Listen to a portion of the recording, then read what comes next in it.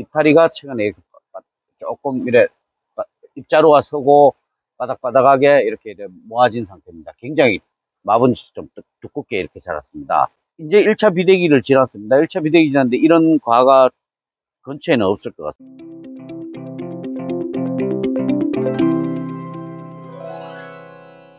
안녕하세요. 저는 경북 김천에서 샤인 농사를 짓고 있는 김성환입니다. 이 포장은 제가 잘 아는 형님 밭인데, 처음에 1월 초에 가온을 할 때는 제가 많이 도와줘서 제가 직접 농사를 짓고 한 2개월 동안 잎관리, 신초 발화 때까지는 되게 잘 관리를 하고 했는데, 형님이 직접 농사를 지으면서 잎관리가 안 돼가지고 굉장히 큽니다. 호박잎만하게. 최근에 제가 다시 그 오복이라는 제품을 좀 연면 시비를 일주일에 한 번씩 하라고 이렇게 하니, 이파리가 최근에 조금 이래 입자루가 서고 바닥바닥하게 이렇게 모아진 상태입니다. 굉장히 마분이 좀 두껍게 이렇게 자랐습니다. 이제 1차 비대기를 지났습니다. 1차 비대기 지났는데 이런 과가 근처에는 없을 것 같습니다. 굉장히 크고요. 아직 연하기가 안 왔거든요. 아직 딱딱한 상태입니다. 제가 다른 것보다 이 잎이 굉장히 큰데 이 오복이를 치면 효과가 있을까 이런 생각을 굉장히 많이 하면서 이 형님한테 추천을 해줬는데, 자루가 이렇게 서는 걸 보고 저도 되게 신기했고요. 잎이 큰데도 이 강압작용을 굉장히 잘 하더라고요. 그리고 최근에 와서 이렇게 과도 많이 커졌고 많은 혜택을 본 거죠. 오복이 때문에. 이 밭은. 예. 오늘이 그 23년도 5월 29일입니다. 그 태풍 2호가 그 감을 직격하고 지금 올라온다 하면서 그 영향인가 지금 비가 3일째 오고 있습니다. 잎을 보면 비 오는 날에도 이렇게 굉장하게 이렇게 좀 크지만 이렇게 빳빳해 있었습니다. 한번 보십시오. 예. 잎 두께가 굉장합니다. 예.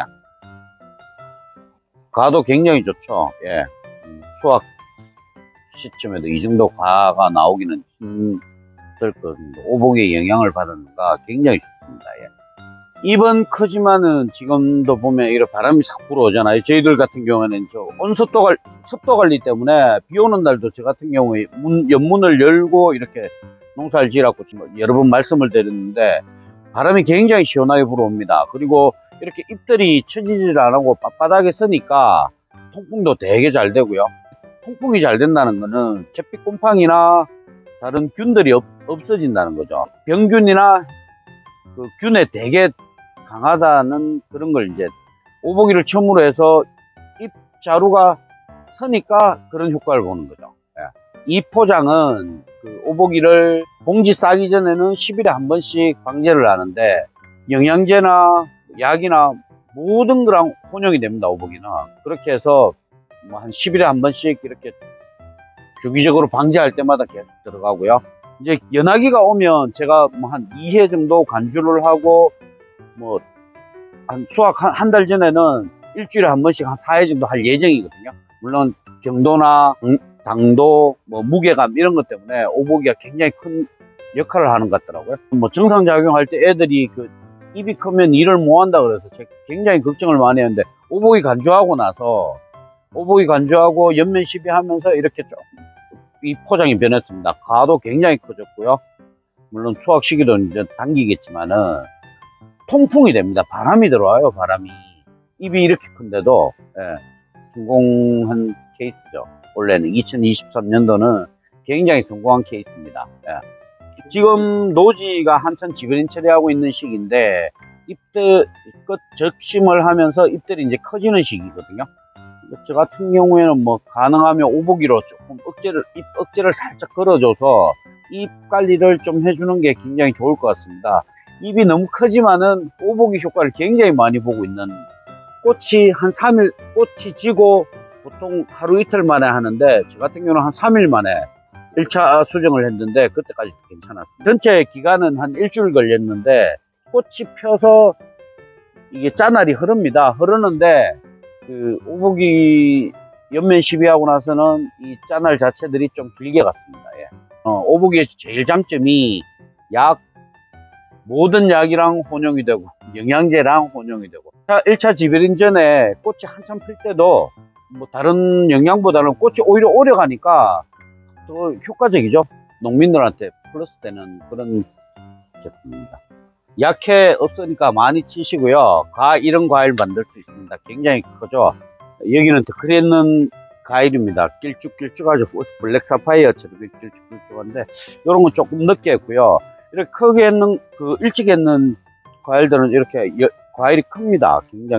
굉장히 예쁘죠. 예, 뭐 이것도 다른 집은 더 크리했는 집은 이렇게 크지 않다 하는데 여기는 굉장히 큰데 오복이랑 같이 옆면 시비하면서 굉장히 좋아졌습니다. 예쁘죠. 과일이 하늘하늘하고 숙기가 굉장히 빠르고 껍질도 얇고 이렇게 해서 요건 소매하려고 형님께서 요 한 줄만 풀매트 칠했습니다. 처음에는 과일이 되게 작아서 스트레스 많이 받았는데 비대기 때 뭐 오복이 한 2번 정도 옆면 시비하고 나서 그런가 입자루가 서면서 이것도 좋아졌었어요. 그때가 입이 커가지고 스트레스 되게 많이 받았는데 과일도 안 크고 입자루가 서면서 강압작용하면서 얘네들도 같이 커진 것 같더라고요. 이렇게 빳빳하게 서고 이러니 열매들이 좋은 것 같아요. 그래도 오복이 옆면 시비하고 나서 좀 좋아졌으니 뭐 꾸준하게 살포하겠죠 이제는. 초기 뿌리 발건제 대용으로 오복이를 간주를 하고요. 그리고 잎 관리는 또 오복이로 하고 오복이 옆면 시비와 오복이 간주로 뿌리와 잎 관리를 잘 해야지 고품질 샤인머스켓이 나올 것 같습니다. 지금 시점이 5월 29일인데 지금 노지 한창 1차 지브레인 담그고 있습니다. 뿌리 발근제를 안 넣었다면 오복이를 한번 간주하시고 그 다음에 오복이를 옆면 시비를 하시면 1년 농사가 쉬워질 것 같습니다. 고품질 샤인머스켓 가는 길은 오복이가 확실한 것 같습니다. 샤인머스켓 농가 여러분, 오복이 꼭 사용해 보시고 고품질 샤인머스켓 생산하십시오. 오복이 화이팅!